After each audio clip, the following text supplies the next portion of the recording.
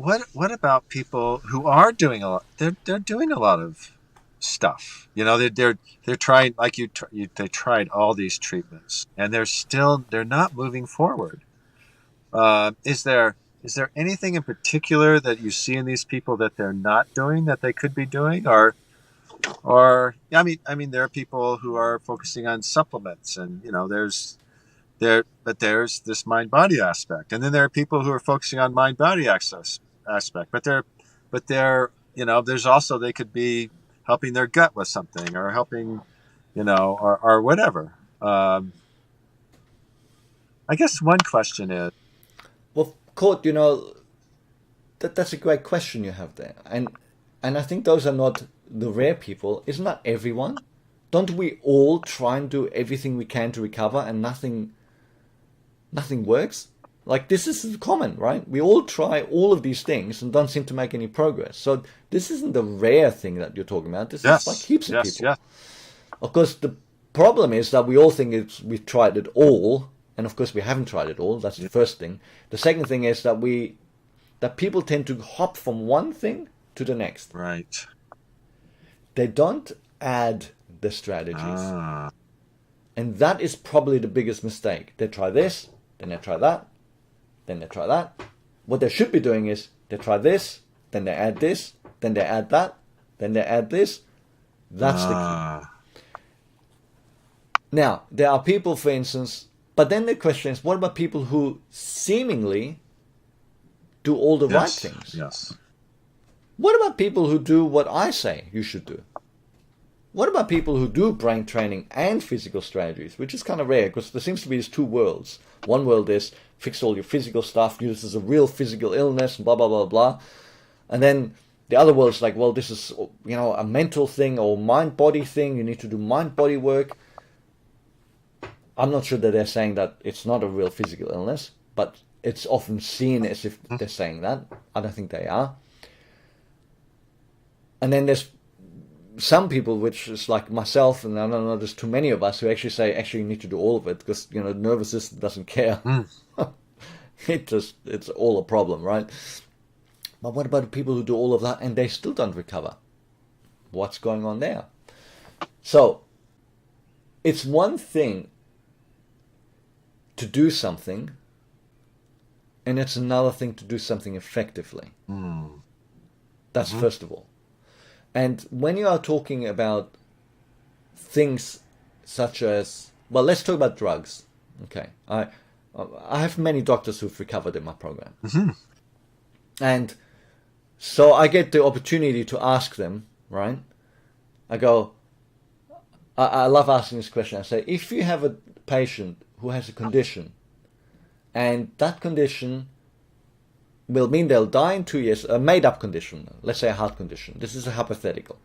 And in 2 years they'll be dead, but you have this pill that works 100% of the time, in 100% of patients, and you prescribe that pill, and as long as they take that pill, they will live a normal, healthy life. I go, what percentage of people will be alive after 2 years? Okay. All right? And I remember I spoke to one lady doctor late last year, and immediately off the cuff, she did not hesitate for a split second. She goes, 70%. Like this. I laughed.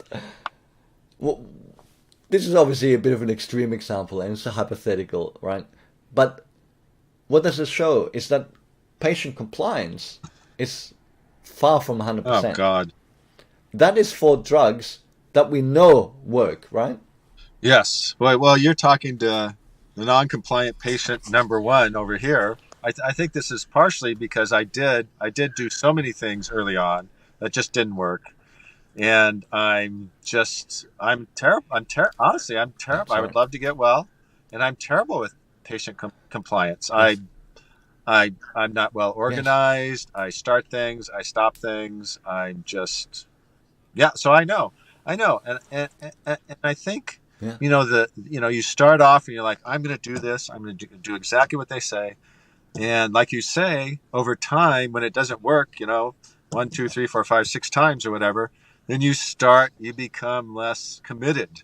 You become less committed to, doing it the right way. Yeah. Absolutely. That's a real, or And we're you all like become that. less. I mean, we have, there's all sorts of new things that are popping up with long COVID, and there are some interesting drugs out there and some interesting treatments, and they kind of just pass by. I'm trying something now, but am I jumping on every one of them? No, I haven't been. So yeah, yeah, Well, look, you're not yeah, alone in this. I mean, it's I'm no different. No one. It's like, how do we persist with things? And in order for us to do it, we have to believe that it the positives outweigh the negatives, and we have to believe that it's going to work. And we need proof. And I don't mean scientific proof like a paper, because believe me, that does nothing. Well, not nothing. It does something, but that's not going to make people take the pill. Because remember, the doctor told the patient, 100% of patients, yes, here's the scientific paper, right? No, what it requires is evidence. And by evidence, I mean evidence in right, ourselves. There is nothing more convincing than real world proof. And that is, I am feeling right, better. Okay? So that's what we need in order to stay compliant. But like, if it's that hard with the medication, how hard do you think it is with something like lifestyle right. medicine, Sure, that's one of. bedtime routines, and and meditation and diet and all of this? I mean, we have they talk about an obesity epidemic, right? I mean, obviously, if solutions were the answer to problems, we wouldn't have obesity in our society, right? Because the Oh, answer it's is very very simple. simple, and and so it's a behavioral thing, yes. Now, and now when you throw into the mix something with like mind body work, whether that is whatever kind of mind body work it is, I mean, how do you know what's going on in someone's head? How do you know what they're doing? Hmm. And what if that has to be different for Right. everybody? So the whole thing gets really wishy-washy. And that's why your earlier notion about, well, if we have a cure or we have a treatment, we can just test it and then it works and it doesn't work, it's the wrong model of health. Because the truth is, you do something and it doesn't work, well, why is it not working? You can't just say, let's say you have a program or treatment and you say, well, for what percentage of people does it work? And then we say, oh, look, this is the efficacy. That's okay for a pill, that kind of model. See, it seems that medical evidence has all gone into this double-blind placebo world because that works for drugs, Right. right? And but that is not really the effective way for recovery for health, right? Because if, for instance, something doesn't work, the question should be, well, why is it not working? If this is the right approach and it's not working, What else is why? going on? That Hmm. needs to be the answer. What else is going on? What's stopping you? Are you doing it effectively? If not, how can you learn to do it effectively?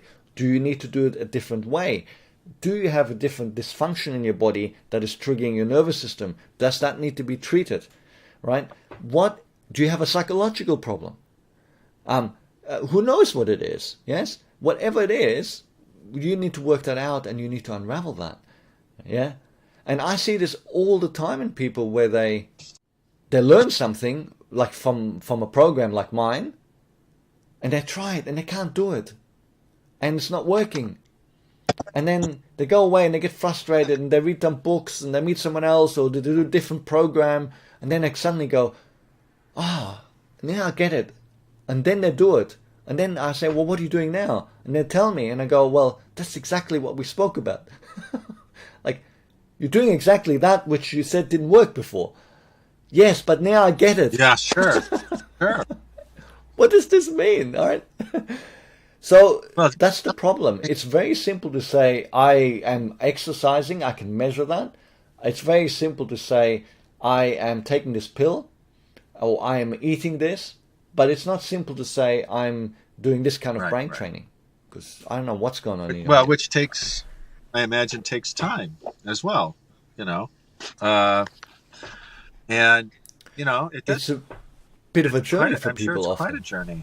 I getting back to why, Yeah. um, why I have faded um, with my terrible treatment regimens, and other people have. I think that I don't think people need to know that there's a cure. I think they have to feel that there's a possibility of them getting well. If you can, and Yes. if you can work, Yes. if you really feel that that is possible, then you can continue the journey. It's somewhat peacefully, I would think. And if you don't, Well, that's an interesting thing you say there. yeah, yeah, but if you don't, That's very interesting insight. Somewhat peacefully, you said. yes, you can deal with the setbacks, um, because it's possible. You still that possibility still exists, and of course, so yeah, Yeah. But Cord, if your listeners all recognize that when they have a fight with their spouse or with their child or with their friend, that they feel worse. If they can recognize that even mental stressors have an no, impact, then surely we oh can sure, recognize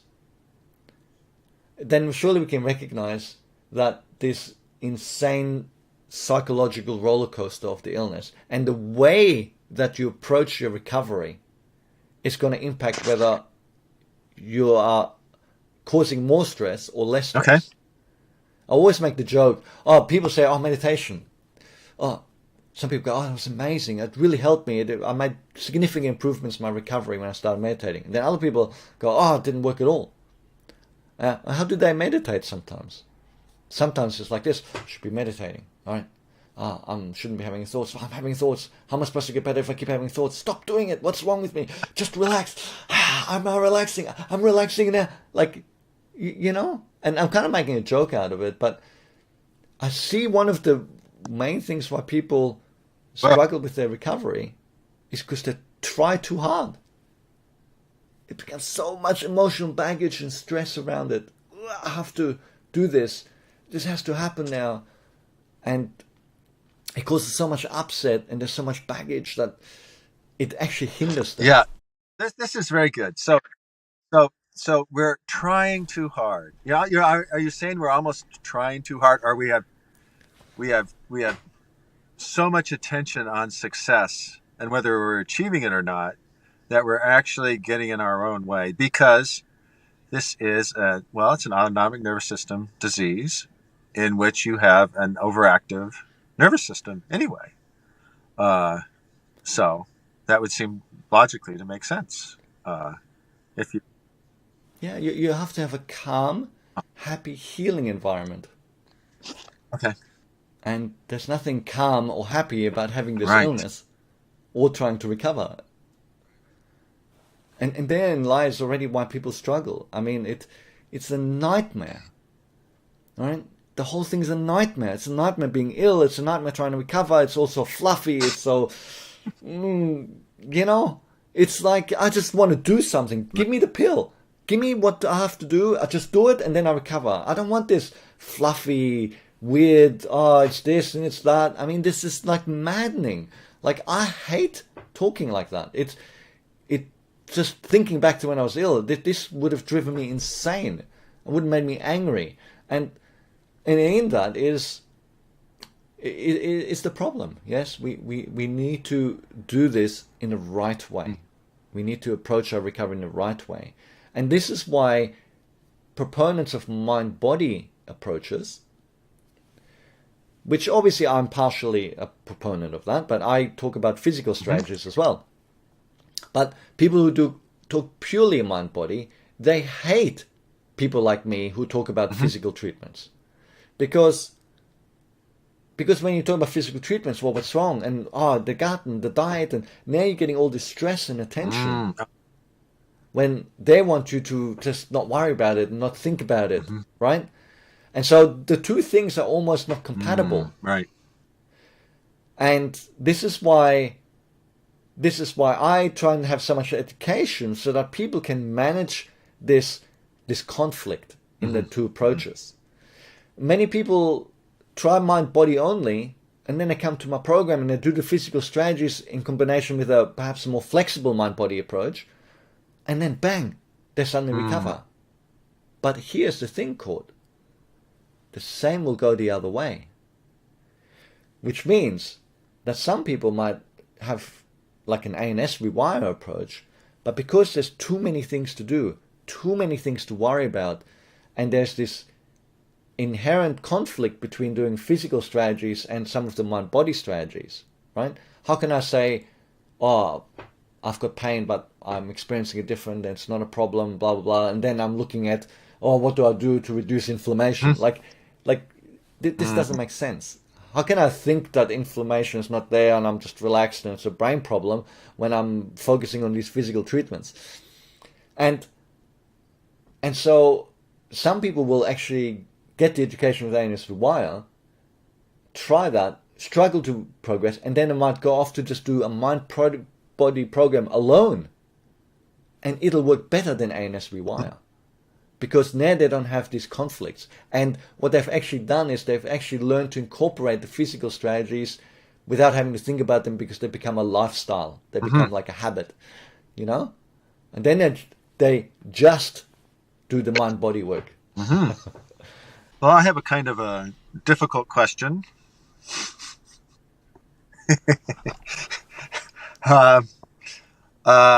So we have this general population of people with ME/CFS, FM, POTS, long COVID, all these things. So, and there are these range of treatments that are available. What would you guess the percentage of the population is that which these treatments are available, and they could recover or get much better, but they're just not. They just haven't managed to put them all together. And then there's another percentage of the population for which the treatments simply aren't available. And, so what percentage of here's a question. What percentage of the population, and I know you can't really give me a percentage, but what would you guess could get well right now if they only employed the right methodology or treatments? Which is their right methodology and treatments. Yes. Right? Their own, if you got their personal. I don't have any evidence that I think is scientifically valid that says people cannot recover. I mean, how can we make an assertion that there would be a percentage unless we have a scientific... I mean, there's no way to answer this question, is what I'm saying. Like, who is to say that somebody can't recover? Okay, I like that. I like starting with that. So let's talk about people who are really... And that's based more on experience than science. Sure, because my own theory. You've interacted with so many different people. Let's talk about people who just really, you look at them and you think, they'll never recover. They're just too sick. So how sick have people gotten, and yet they've managed to recover? Yes. So look, let me first of all talk about my biases. Okay? When I started this, obviously I told you already that I didn't think I was going to recover, right? Maybe I'm unfortunately a bit of a pessimist, but that's how it is. And then when I looked at it, I thought, when I first started doing this, especially when I started ANS, it's like, neurons that fire together wire together. Does it not make sense that neurons that fire together longer wire together stronger? Yeah. And also, if you have more physical dysfunctions, surely it's going to be more difficult to recover. I've seen people with severe mold illness and all kinds of stuff, and I'm like, okay, how can these people recover? And I guess I early on had the belief that people who are ill longer are probably not able to recover. Yeah. or people who are too far gone. Let's talk like people who are too severely ill, or ill for too long, or too many comorbidities, right? And I could have given you a long argument with all this why this is the case and how this works, and I was pretty sure of myself. And I didn't verbalize this to anyone because it's negative, and I was all about creating hope for people. But intellectually, that made sense to me. Yeah. My experience, however, has completely annihilated that way of thinking. Because I have seen people recover who I thought had no chance to recover. Like if you're talking about, you talk about, being calm, was the word I think used earlier. How can I be calm and relaxed and, mind body work and physical strategies and treatment, seeing a doctor and taking supplements. And do you want to tell me how I can do that if I have severe mental illness, like severe depression? Or what about if I have severe anxiety? Or what about if I'm schizophrenic and I hear voices in my ear telling me to harm myself? Yeah, mind body work? Hello? Like, that's ridiculous, right? Forget about going to the doctor even, right? I mean, everything becomes hard. What about people who are being abused? How are they in this nirvana of a healing environment, in abusive relationships? Here's one. I spoke to a lady, I don't know when it was, last year or the year before. At the time that I spoke to her, she'd gone from being like 10, 15, 20%, something like this, functioning, to like 70, 80% functioning. So I don't know what happened to her afterwards because I haven't followed up. So let's call that a partial recovery. That's pretty good, right? I mean, who's going to complain about that? Yes? Yeah. She was a homeless person. Can you explain to me, one, let's start with, how does a homeless person buy my program? How does a homeless person have the money to do that? How does a homeless person have access to a computer and the internet? Definition, she has very few resources. Yeah. I'm talking about people who are literally down and out and don't have two pennies to rub together. Yeah. It's impossible, is it not? You would think so. It's Yes. impossible. Yes. Yes. What about people who have severe childhood trauma? I mean, if everyone listening agrees that when they have a fight with a spouse or have an upset or financial stress or whatever, they feel worse. How do you think you're going to feel when you remember being abused all your childhood and you're having flashbacks? How can this person recover? Well, how about... Right? So I have seen it all. How about somebody who's just bedbound and they can't tolerate, Severe illness. stimuli, and they can, even Wow. the sound of people's voices. I mean, how do you even start with? Maybe Yes. that's where, this is a...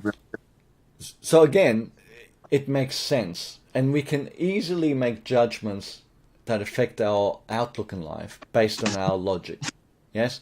And obviously I'm extremely prone to doing this kind of thing because this is how I'm wired. I'm this thinking guy.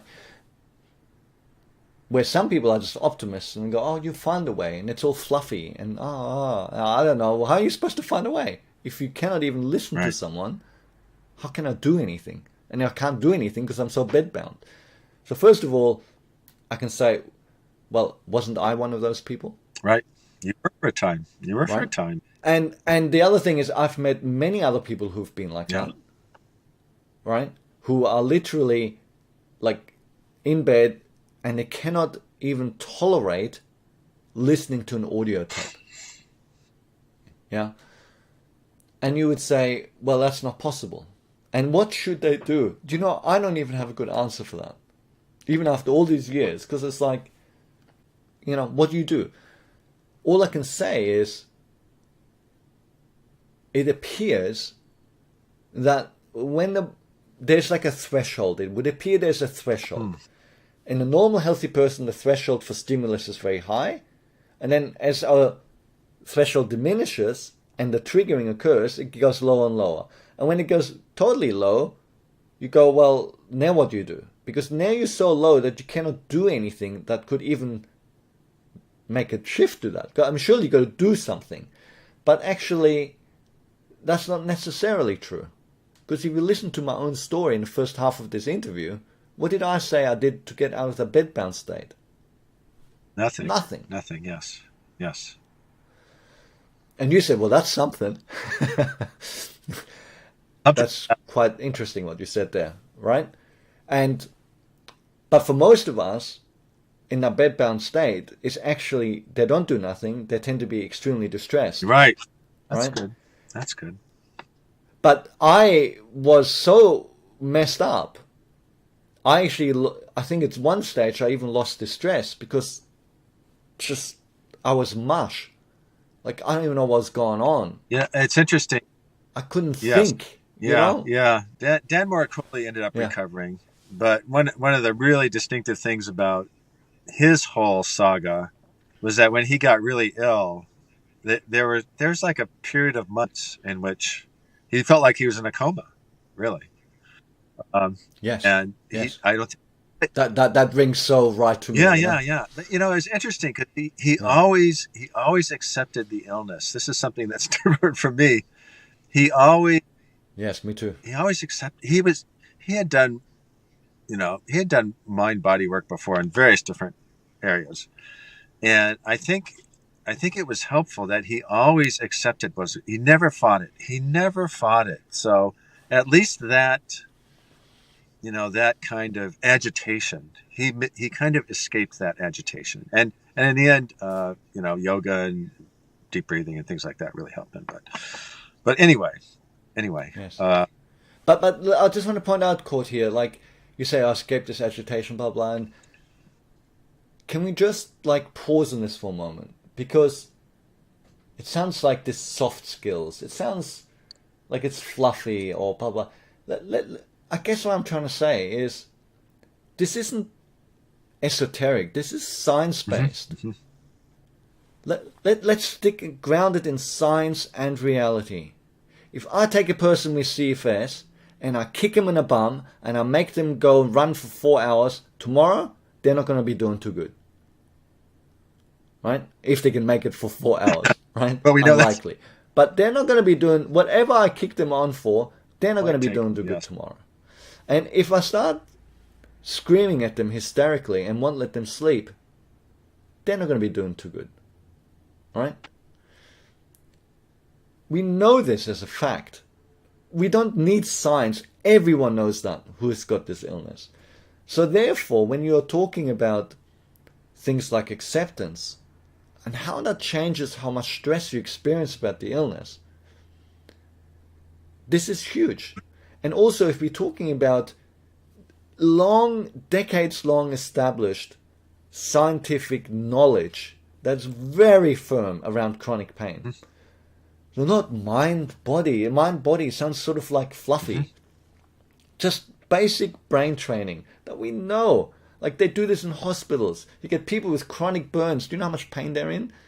And when you have to change those dressings, it's like peeling your skin off. I mean, this is like the most insane pain you can experience. And no amount of drugs is going to help you get through that. All right? No amount of drugs. So what do?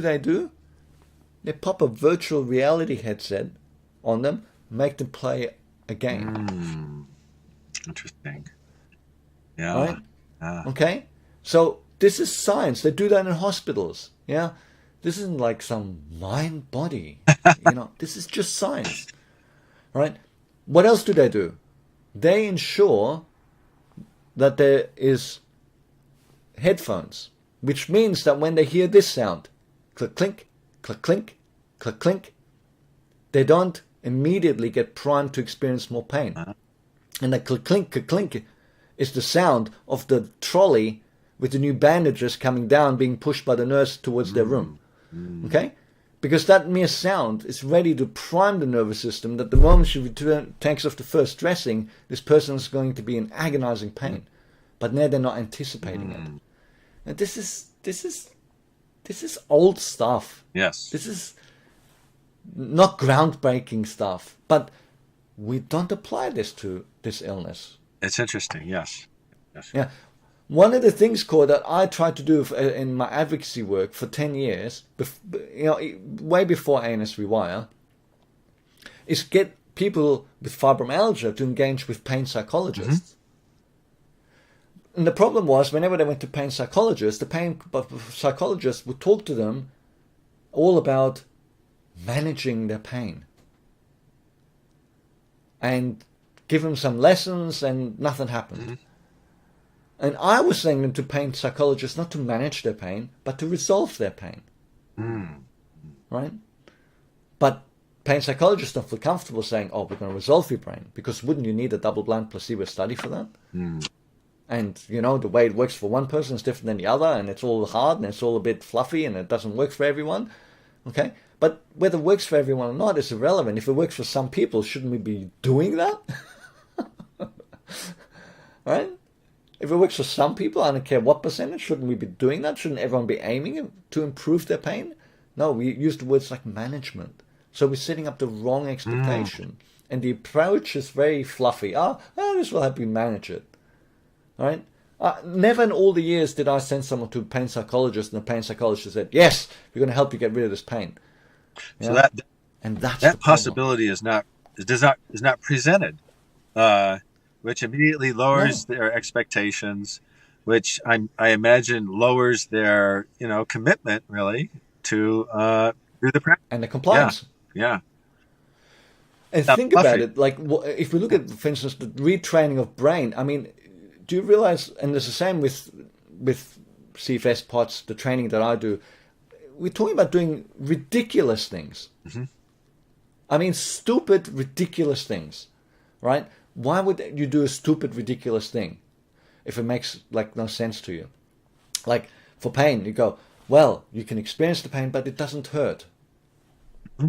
What does this mean? I mean, this is just dumb talk, right? Okay, so now we're talking about experiencing stimulus, but it's not being a problem, and all this kind of weird things. It's like, if you don't understand the science and see how this works and have seen it in other people, and then ideally start to see it in yourself, then you start to go, wow, this works. Wow, I'm suddenly not getting migraines. Right? This is amazing. Right? But if it's just, oh yeah, we'll help you manage it, well, I mean, how well are you going to not feel the pain? I mean, it's a stupid request in the first place. Right? And then how are you going to back that up with anything practical when you think it's a bunch of baloney that isn't even supposed to help you? It's just managing. Right? So yeah, we've got to set different goalposts, and there are many good resources available in medicine that are just not applied. Got it. It's wrong context, and not possibility. Context is everything. So how getting back to that question, how ill has somebody been that you've seen recover, that you were surprised that they were able to, however they did it? I've seen many bedbound people recover, right? But like I said earlier, it's not the severeness of the illness; it's the lack of resources that has amazed me. Mm-hmm. Because I've seen many people who've been bedbound recover. That doesn't make me jump out of my skin now. You know what I mean? And I've spoken to too many people who've been in that situation. Now, the level of recovery is varied, where some people 70%, some people 100%, some people 50%, whatever, right? But recovery progress for people definitely get out of that situation. I've seen it many, many, many, many times. But I'm always personally inspired and just gobsmacked when people recover who can't get food. Mm-hmm. People who have food at home but cannot make it to the cupboard to eat the food, to open a can of beans. You know what I mean? It's like, when I see those people recover, that's when I just go, wow. Wow. and Wow. I Yeah. get choked up when I speak to them, you know. And when I see people recover from severe adversity, like crazy adversity, you know, abusive histories, abusive relationships, like just crazy torturous stuff, and they find a way to transcend those things. I just it blows me away what people are capable of. You know, it The blows me away. Yeah. human resilience, human spirit. Isn't that something? Isn't that You something? know, the truth is, all these I speak to so many people. Sometimes they get sort of a bit excited to speak to me if they've known my work or that's been helped by it or something like this. And it's like me, it's me who is awestruck. Do you know what I mean? And I Hmm. look at these people and I go, what they've done compared to what I've done is just so much more amazing.